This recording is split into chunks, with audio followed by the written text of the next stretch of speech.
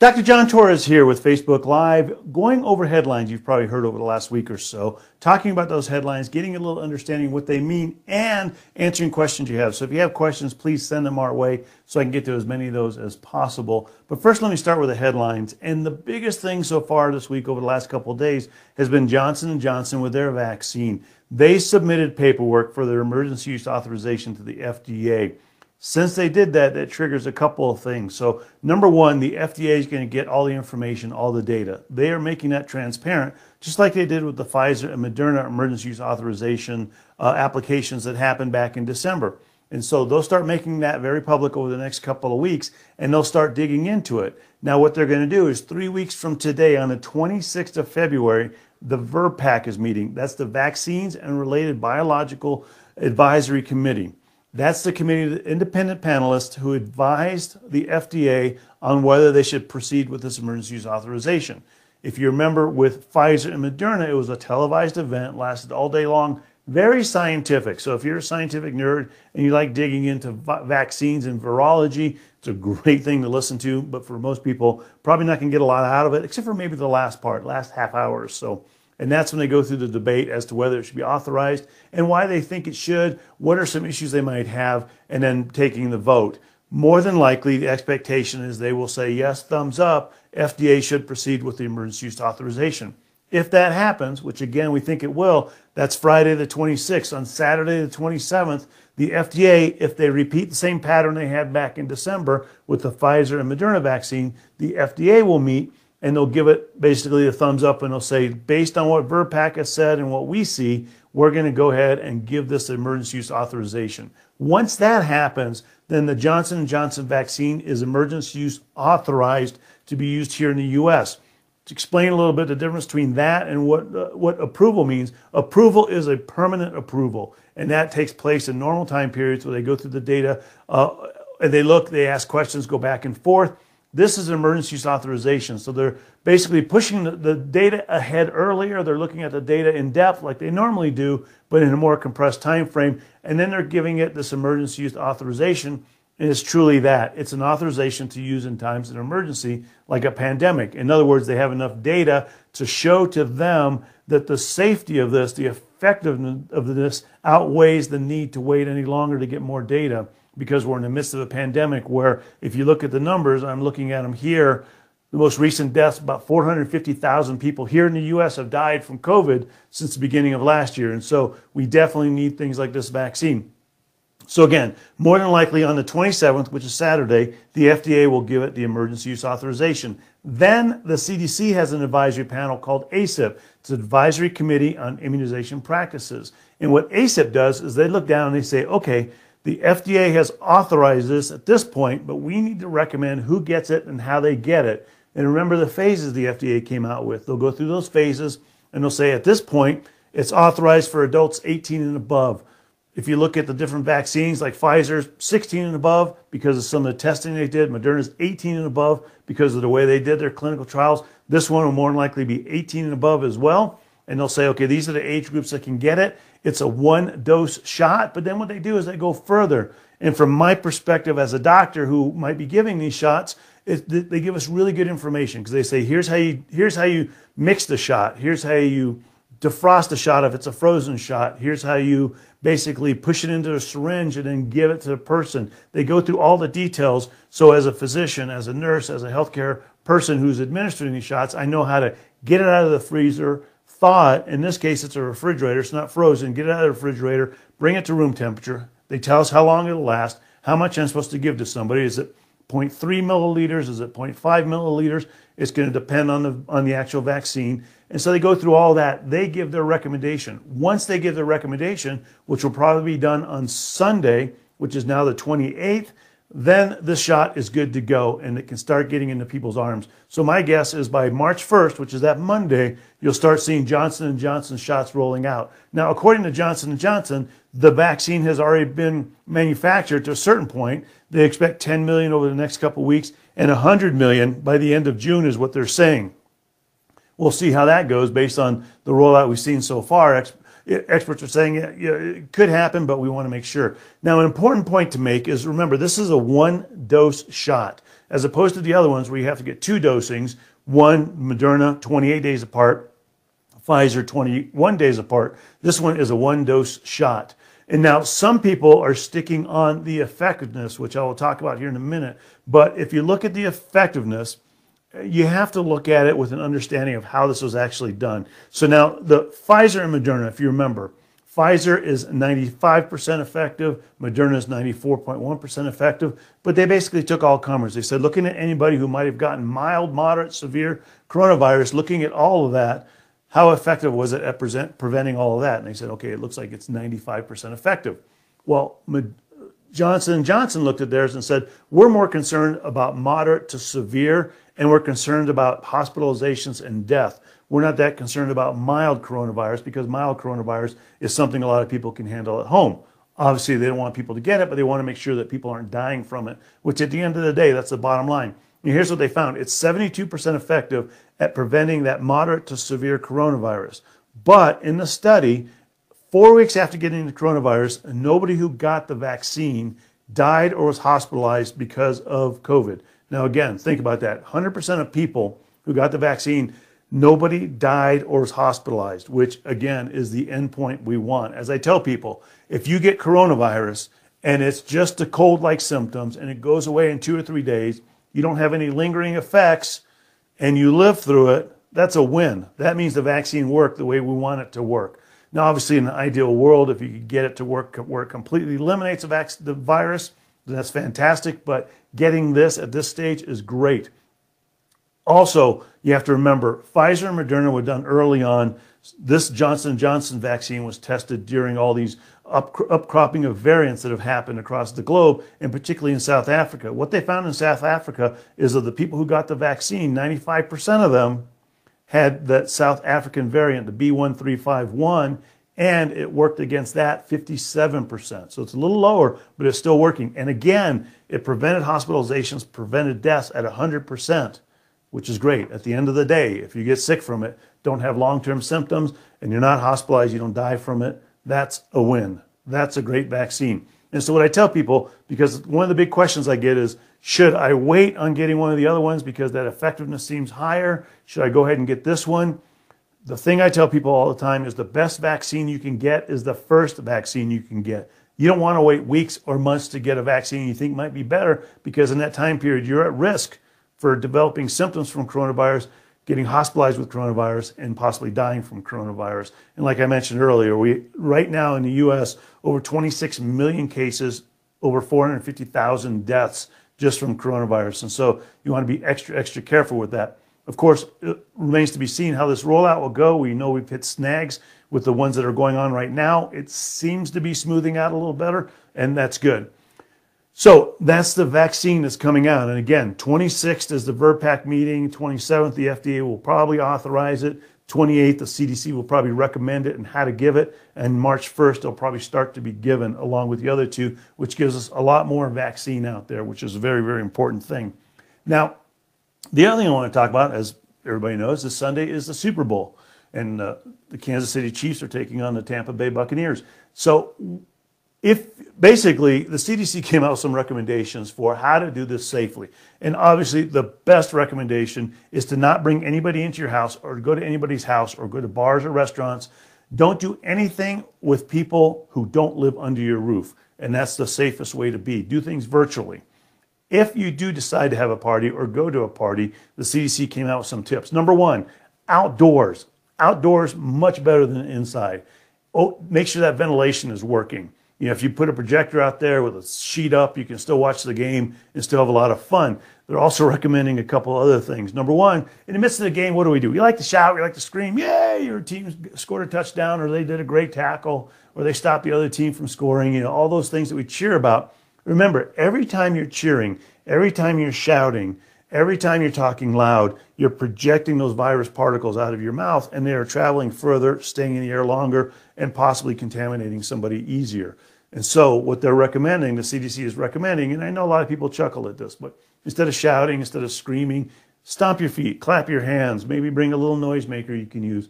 Don't bring any of those noisemakers that you have to blow through because that's just going to make it worse. But do those types of things. Also, if you have to go to the bathroom, which we all do because it tends to be a long game, especially the Super Bowl, don't go during the halftime. And the reason they're saying this, especially if you're at a venue, everybody's going to be going during the halftime. And if you go there, you're going to be in the midst of a crowd, which increases your risk of getting coronavirus. And so don't do it during halftime. Do it during some other time. And if you miss part of the game, well, you can always catch up on it later. Plus, the halftime shows tend to be pretty good. So, keep an eye on those.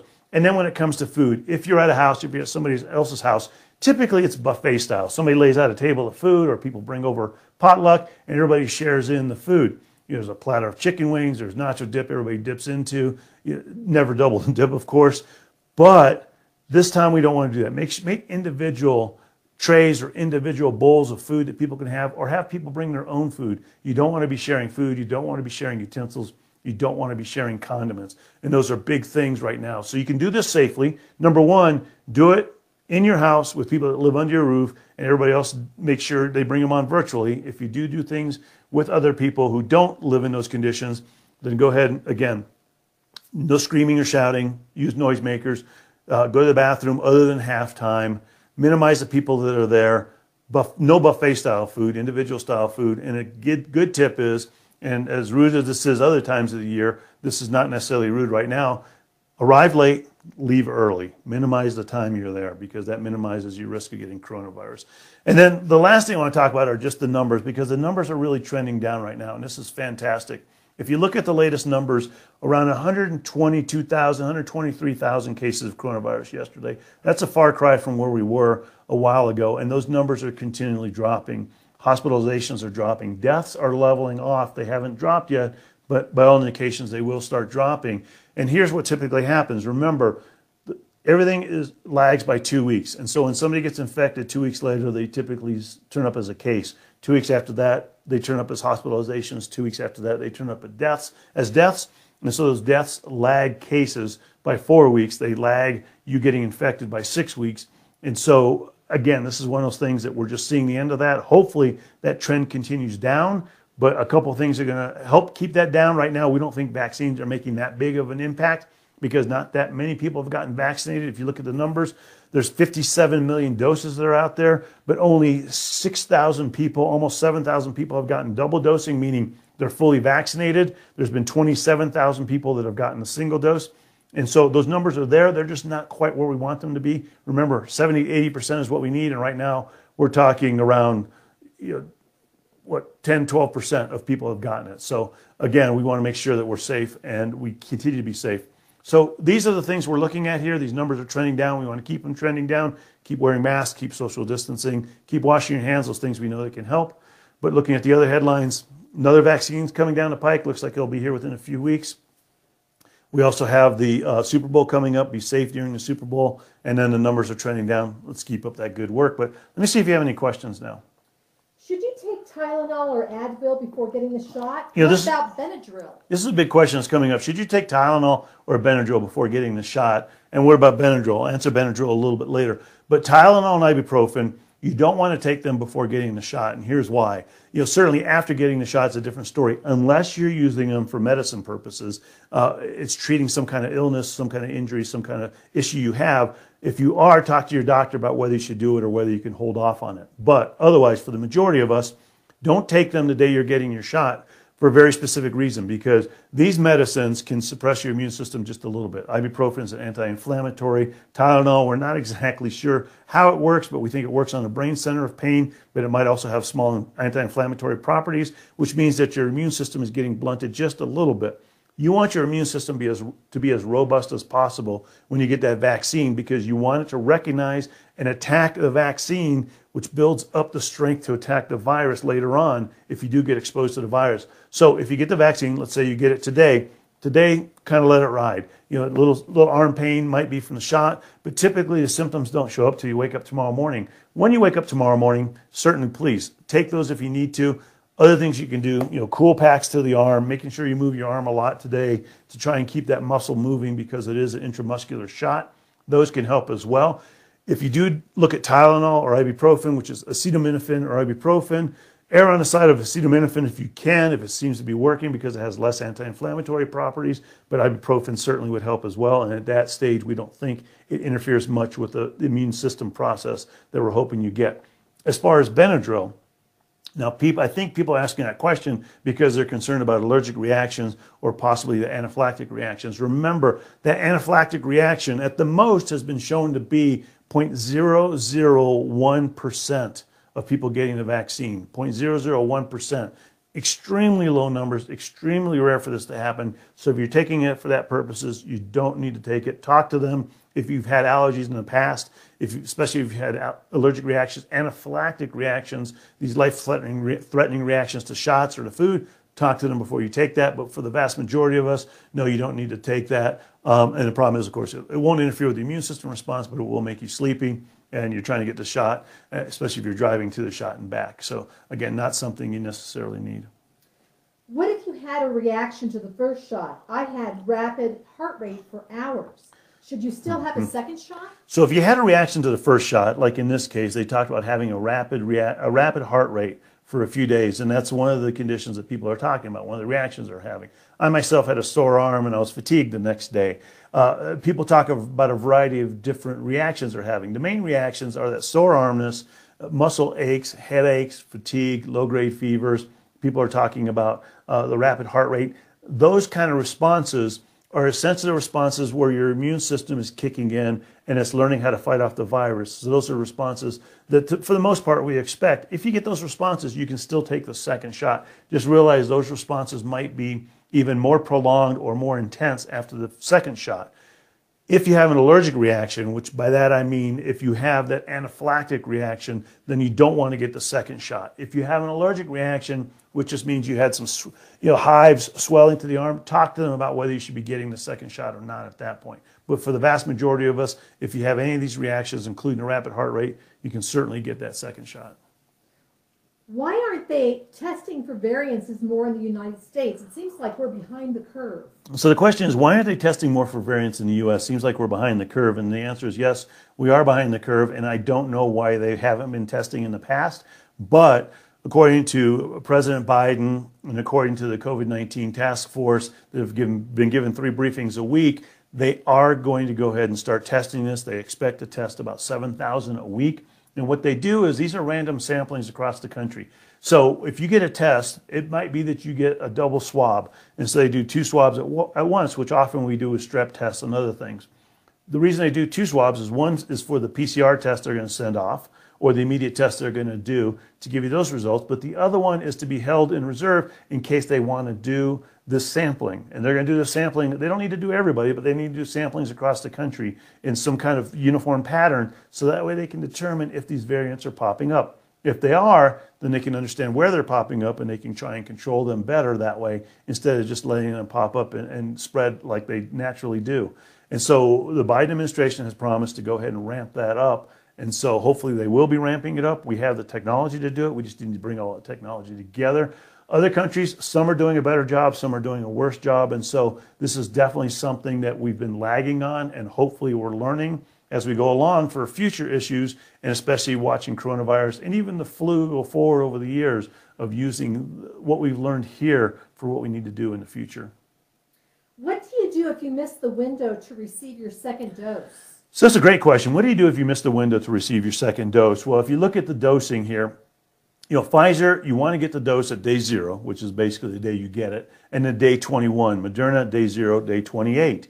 But the CDC understands, okay, you might not be able to make it that day, and so they give it a 4-day window. And so essentially for the Pfizer one, it's day 17 to 21, and Moderna one is day 25 to 28.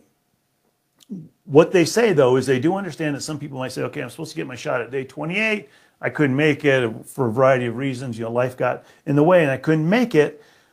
What can we do in that point? Well, what they're saying is if that happens, then when you can get the shot, get it as soon as you can and get it like you normally would that second shot. But they want you to do that within 6 weeks or 42 days after getting that first shot. And so again, you have a bit of a window there. It's ideal to get it at that 21 or 28 day time frame. But if you have to delay it, make sure you get it within that 6 weeks or 42 day time period. And in that case, they say if you do get it, then just go ahead and get it like you normally would. but try to get it on time. What's the status on vaccines for children? So the status on vaccines for children is they're looking into them right now. As you know, Pfizer, 16 and above, so it gets that 16 to 17-year-old group. Moderna, 18 and above. Johnson & Johnson, will see what the emergency use authorization and the CDC decides to let us do.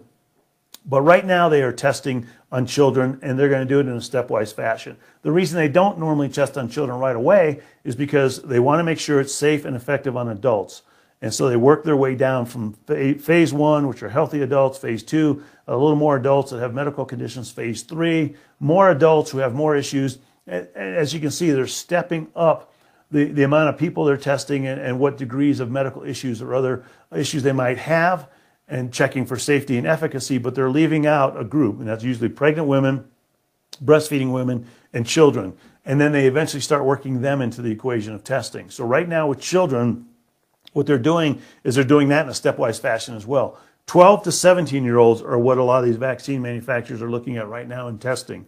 Once they get through that, or as they start getting through it and start getting good data and realize it's safe and effective, then they'll bring in the 5 to 11-year-olds, that next group. And then once they get through that, they'll start looking at 2 to 4-year-olds.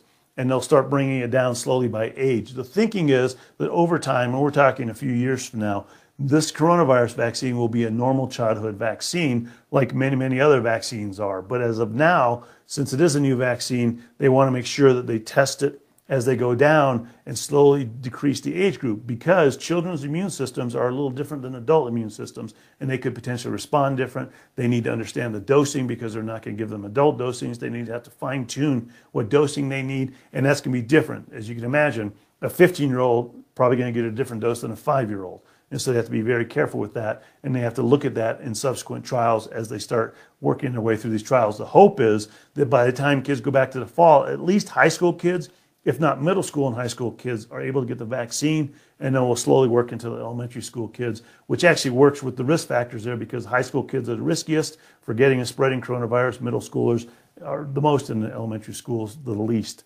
And so again, this seems to be helping out. So thank you for your questions. Fantastic as always. Looking at the headlines, Johnson & Johnson, they submitted for the emergency use authorization.